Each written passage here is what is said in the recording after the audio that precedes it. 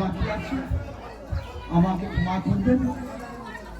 তাই ভগবানের কাছে দেখা করার জন্য দ্বারকায় পৌঁছে গেছে সুদামা। দ্বারে গিয়ে দেখছে বিশাল রাজপ্রাসাদ।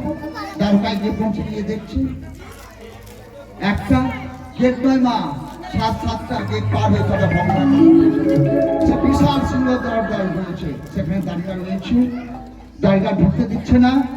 দাঁড়িয়ে দিকে বললেন যে তোমরা যাও, তোমাদের কৃষ্ণকে বলবে, কানাইয়াকে কৃষ্ণকে বলবে আমার তো কানাইয়া, তো বলবে তোমার বন্ধু এসেছে সুদামা, প্রহার ইত্যাদি ইত্যাদি করবে। আর বাবা দিতে পারবো না অত বিস্তার করতে, তাই মিলন্ত দিতে হবে। তো বাবা যে সমাচার দিয়েছে আর ভগবান কিছু জানতে পেরে গেছে বন্ধু এসেছে, অমনি ছুটতে ছুটতে রাজ সিংহাসন ছেড়ে দিয়েছে, বন্ধুকে জড়িয়ে ধরে।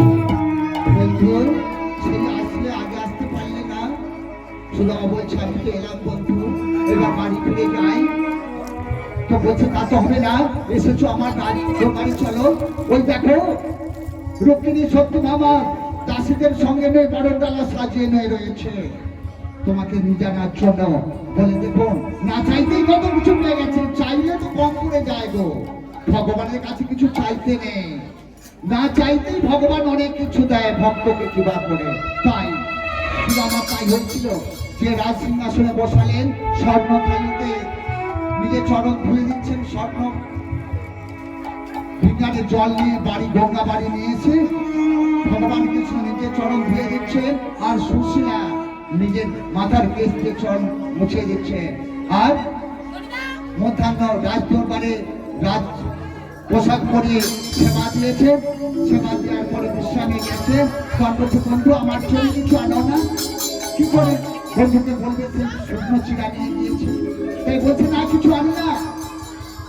কিন্তু যখন স্বয়ং গিয়েছে পদসেবা করার জন্য কৃষ্ণ দিয়েছে নিজের স্বয়ং, যে পদসেবা করছে, পদসেবা করতে করতে দেখছে কত কাঁটা ফুটে আছে চরণে, সেই কাঁটাগুলিকে নিজে বের করে দিলেন।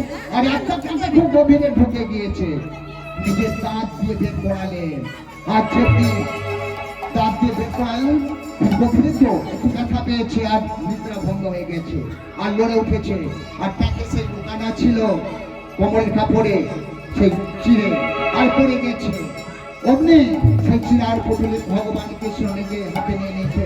বলছে বন্ধু এই তো আমার জন্য নিশ্চয়ই কিছু নিয়ে এসেছো, দেখি দেখি বন্ধু কি আছে ওতে। বলছে খুলো না, ওটা আমাকে দিয়ে দাও।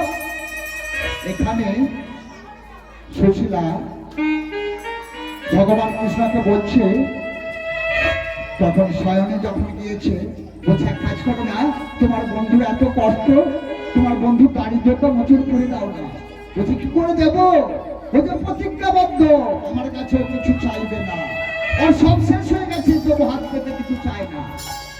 আমি পারবো না, তুমি তো লক্ষ্মী, তুমি যদি পারো দায়িত্ব মোচন করতে পারো। তাই কি করলেন, বিশ্বকর্মাকে সঙ্গে পাঠালেন, সুশীলার সঙ্গে পাঠালেন। সুদামার বাড়িতে গিয়ে নতুন গৃহ নির্মাণ করে দিয়ে আসলেন। গৃহ নির্মাণ রাজদরবার হয়ে গিয়েছে। এখানে বলছে বন্ধু ওই পুটুলিতে কি আছে হয়ে গেছে, তো পুটুলিতে কি আছে কি খুলে দেখে ছিঁড়ে রয়েছে। এই যে বন্ধু তুমি ছিঁড়ে নিয়ে এসেছো, তোমরা দিচ্ছ না, খেও না, ওইগুলো খেও না, ওইগুলো খেতে পারবে না, তুমি তো রাজত্বের খাদ্য খাও। বলছে তা কবে না, আমার চলে এসেছো আমি খাবো, যেমনি খেতে গেছে দেশের চিড়েগুলো ভিজা না। বলছে বন্ধু আমি খেতে পারবো না বলে চিড়েগুলো ভিজিয়ে নিয়ে এসেছো, তো শুধু বলছে আমি তো ভিজাই না। তাহলে ভিজলো কেমন করে? বন্ধু পথে আস্তে আস্তে আমি যখন কষ্ট সহ্য করতে পারছিলাম না, আমার প্রেম অশ্রুতে চিড়াগুলো ভিজে গিয়েছে, তুমি খেও না বন্ধু। দেখো কত ভালোবাসা, চোখের জলে ভিজে গিয়েছে ছিঁড়ে, সেই চোখের জলে ভিজানো ছিল ভগবান কৃষ্ণ নিজে খাচ্ছে না, সুশীলাকেও দিয়েছে, দুর্গানীকে দিয়েছে। আর ভগবান তখন বলছেন সুদামাকে, সুদামা তুমি যে ভক্তি প্রেমে ভক্তি অশ্রু দিয়েছি না ভিজে আমাকে দ্বারকায় গ্রহণ করালে, আগত কলি যুগে আমি গৌর হয়ে যাব, নদিয়া নবদ্বীপে জন্মগ্রহণ করব। এই তোমার ছিঁড়ে তখন মাটির মালসায় চিরাভোগ দেবে, আমি সেই চিরাভোগ মনে আনন্দে গ্রহণ করব। আমি তোমাকে কথা দিলাম। তাই হলো কলিযুগে আমাদের অনেক তো টাকা পয়সা আছে বাড়িতে, কিন্তু সেই মাটির মালসায় ভয়, দেখুন মাটির মালসায় ভোগ হয়েছে। নিয়ে চলে আসুন, আমি মিলন দিয়ে দিচ্ছি, ছুড়ে দিচ্ছি, 2 মিনিটে দিয়ে দিচ্ছি। তো বাবা কি হলো, এখানে বন্ধু বাড়ি ফিরে আসছে, বাড়ি ফিরে এসে আর চিনতে পারছে না, সেই গাছ তোলার নেই, সেগুলো বিরাট রাজবাড়ি হয়ে গিয়েছে। তাই বলছে, তাই তো সুশীলা কোথায় গেল? তখন বরণডালা সাজিয়ে সুশীলা নেমে এসেছে রাজদাসের সঙ্গে নয়। বলছে, তুমি চিনতে পারছো না আমাকে? আমি তো আমার স্ত্রী সুশীলা। বলছে, এই অবস্থা কেমন করে হলো? বলছে, তুমি না চাইলে কি হবে, তোমার বন্ধু তুমি না চাইতে অনেক কিছু করে দিয়েছে।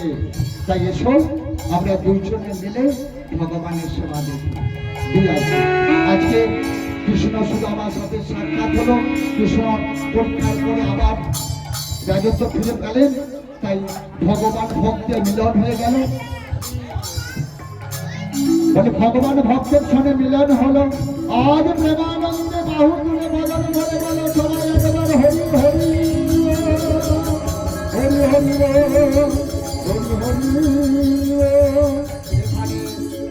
কৃষ্ণ সুদামা লীলাটি বিশ্রাম দেওয়া হলো। ভক্ত আরে ভগবানের মিলন হইল, ভক্ত ভগবানের মিলন, প্রেমানন্দে বাহু